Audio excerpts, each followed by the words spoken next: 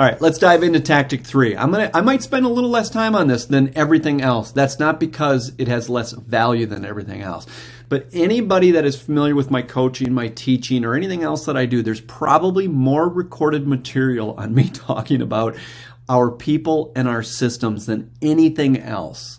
And so with that, I know that I have a lot of content out there in this particular category. But let me point out a few things in this chapter that I think he does a great job presenting. And tactic 3, do more with less, really is about the people, and it really is about the system. So he's going to go through some core basic things that I think are good foundations, back to the basics, the 6 core competencies of a business: lead generation, capture, and convert to appointment.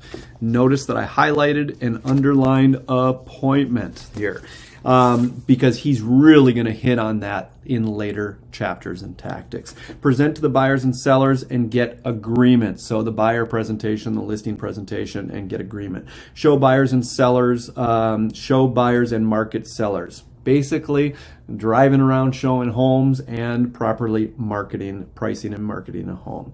Write, negotiate contracts, pretty obvious. Coordinate the sale to closing, that's going to be contract close. Some agents will handle that themselves. Most of them will outsource that to an independent transaction coordinator or have a transaction coordinator or someone on their team admin-wise to handle that.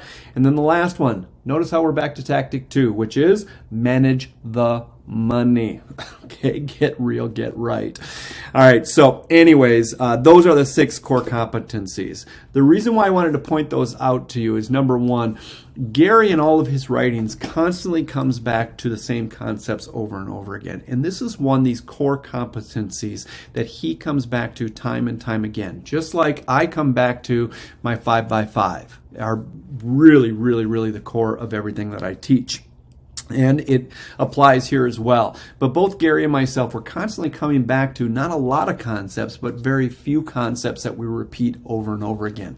There's a reason for that, okay? So from there, when he talks about the people, I'm just going to read a couple things that really struck out to me. People begin with you. Yes. Oh my gosh, I love that he started out with that. People begin with you.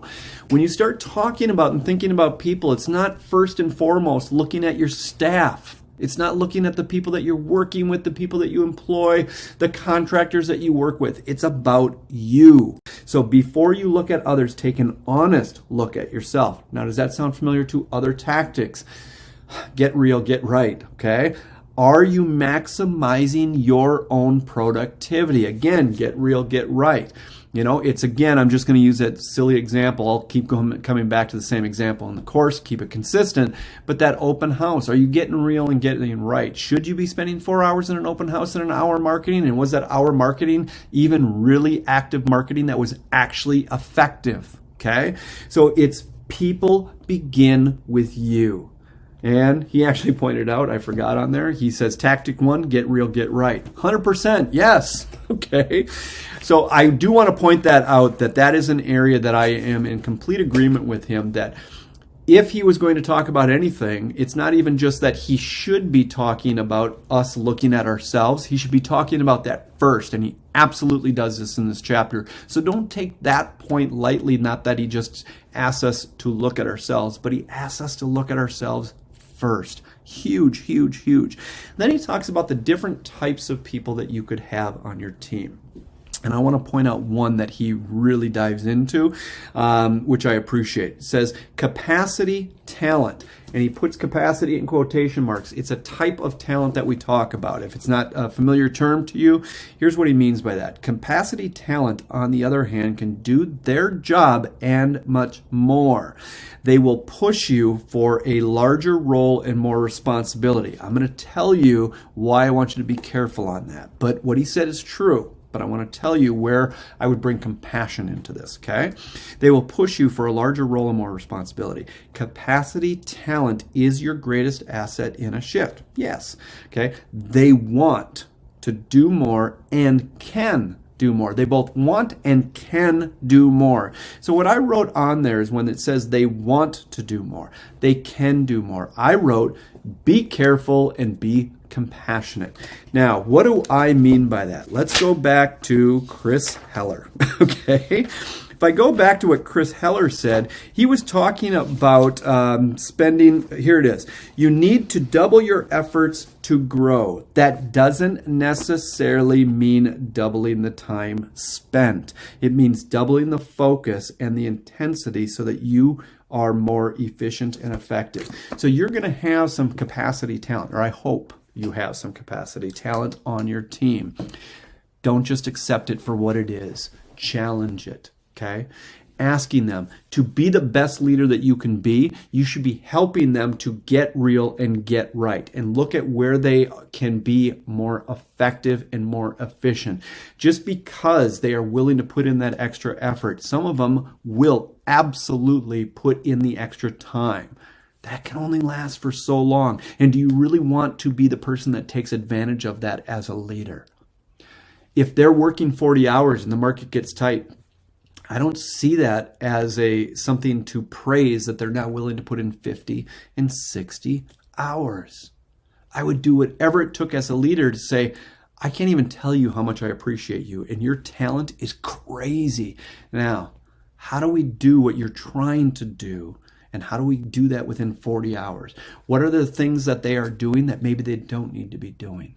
Because now they're taking on things that really matter to us in this shift. Okay, there probably are things. Why keep adding? Isn't there anything that we could take away? Now, is there anything that they're doing where it's kind of that open house philosophy? Not that they'll do the open house, but that they're kind of spending 4 hours at an open house and an hour in marketing where they need to flip that. Is there anything in their systems? Is there anything in their process? Is there anything in their thought process that needs to be flipped that would help them to get real and get right and get more effective? And I think as leaders, sometimes we're stressed out about what's going on in this shift, and we're stressed out about what we are taking on and what we're doing, that we're just excited that someone's willing to put in the extra effort.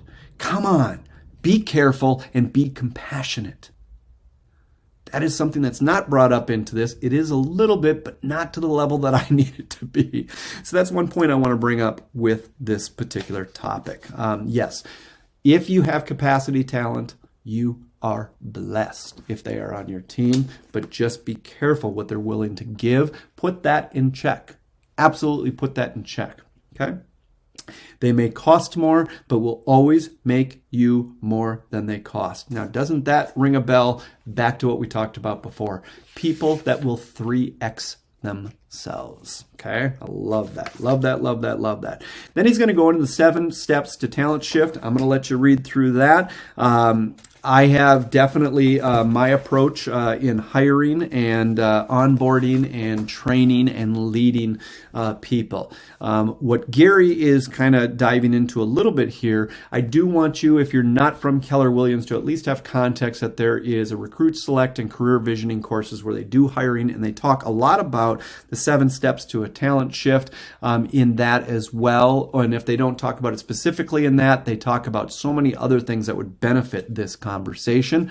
Same thing I talked about in previous chapters and tactics is that a lot of what he's referring in here, you're getting short summaries and you want to do a deeper dive into some of these areas, okay? But he does do a good job summarizing them here. And then from there, after that, he continually hits on keep it simple, keep it simple, keep it simple, keep it simple, okay? What we're talking about here is systems. Okay. Now systems, I wrote 5 by 5. Everything in my system is audited and challenged against. Now, I'm not saying you have to use my 5 by 5, but how do you know that your systems are as efficient as they should be? How do you know that they're as effective as they should be? I judge everything against that 5 by 5. Everything that we build and everything in our system needs to be scalable, duplicatable, freakishly predictable, effective, and efficient. When we build that system, it needs to create for myself and everyone that we interact with. And remember, we don't just interact with buyers and sellers. We're also interacting with our vendors.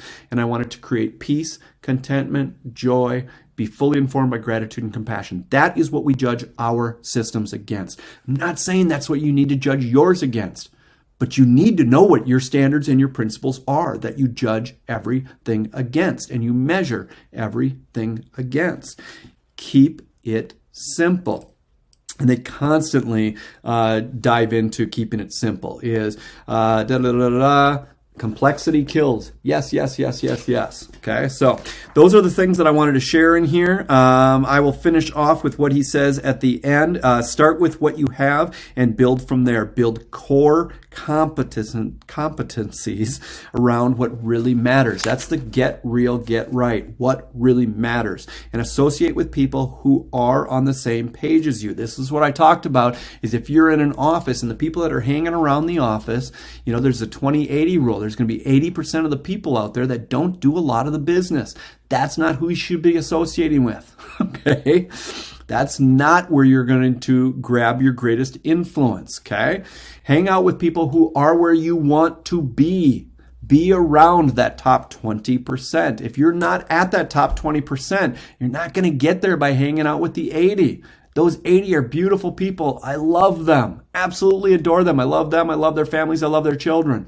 But the fact is we are building a business here too. And the people that are at the 20% are good people too. Okay. And I want to get to know them and find out what's working for them. Okay. No more than ever, your personal actions, your people, your systems must be focused on the 20% that matters. There is no time or money in doing the 80%. Just let it go. So I wanted to bring up the 20-80 rule. He brings it up in context of systems. Yes, yes, yes, yes, yes. I wanted to bring it up also in the case of relationships. Okay? So, whew. That's a good one. I love that tactic. I probably say that after every tactic. But anyways, let's move on to tactic 4. Find the motivated. Lead generation. All right.